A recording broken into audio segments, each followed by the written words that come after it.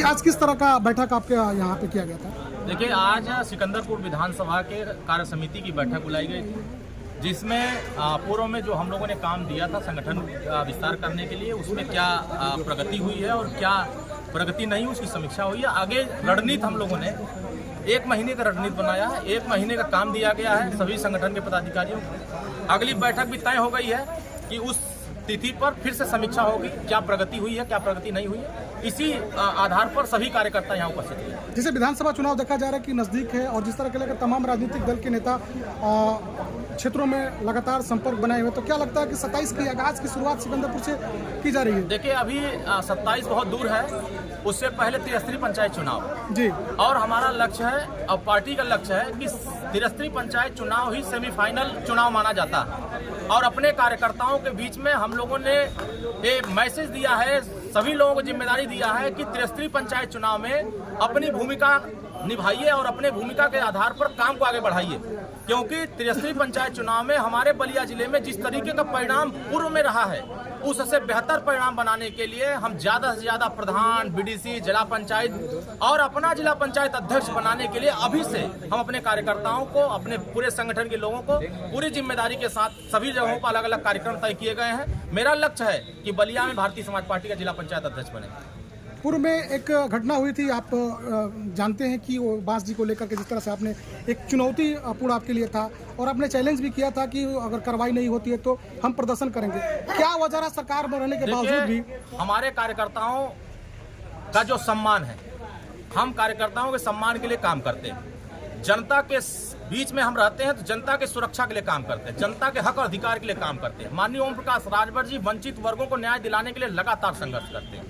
जिस तरीके से बांसडी में श्री उमापति राजभर जी के साथ घटना हुई, आगे ऐसे किसी थाने पर किसी कार्यकर्ता के साथ घटना न हो, इसलिए भारतीय समाज पार्टी ने स्टैंड लिया। एक कार्यकर्ता के सम्मान में हम लोग वहां खड़े होकर के दिखाए कि बाकी दलों से भारतीय समाज पार्टी कितना अलग है।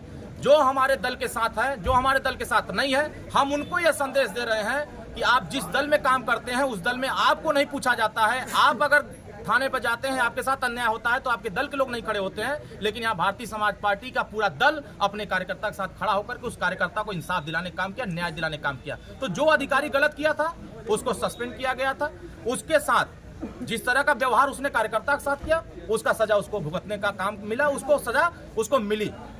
भारतीय जनता पार्टी के साथ आपका गठबंधन है, लेकिन उसमें किसी भी बड़े नेता का अभी तक इस मामले में प्रतिक्रिया नहीं आया, इसको किस नजर से आप देख रहे हैं? देखिए, हम भारतीय समाज पार्टी के लोग हैं और सभी दलों का अपना अपना विचारधारा, सभी दलों का अपना अपना झंडा, सभी दलों का झंडा अपने अपने महापुरुषों के आदर्शों को बना। उसी तरीके से महाराजा सुहेलदेव राजभर के आदर्श पर, बाबा साहब भीमराव अंबेडकर के आदर्श पर, मान्यवर कांशीराम साहब के सोच पर माननीय ओम प्रकाश राजभर जी संघर्ष कर रहे हैं और हम अपने विचारधारा के साथ आगे बढ़ रहे हैं। दूसरे दल के लोग क्या कर रहे हैं, क्या नहीं कर रहे हैं, उससे मुझे कोई फर्क नहीं है। हम भारतीय समाज पार्टी के लोग हैं। हमारा जिम्मेदारी ये है कि अगर हम महाराजा सुहेलदेव राजभर के पीले गमछे को अपना गमछा बनाया है, उनके झंडे को बुलंद किया है, तो हमारे पूरे प्रदेश के, देश के सारे कार्यकर्ता पीला गमछा लगाकर थाने पर चलें, पीला गमछा लगा के तहसील पर जाएं, पीला गमछा लगा के ब्लॉक पर जाएं।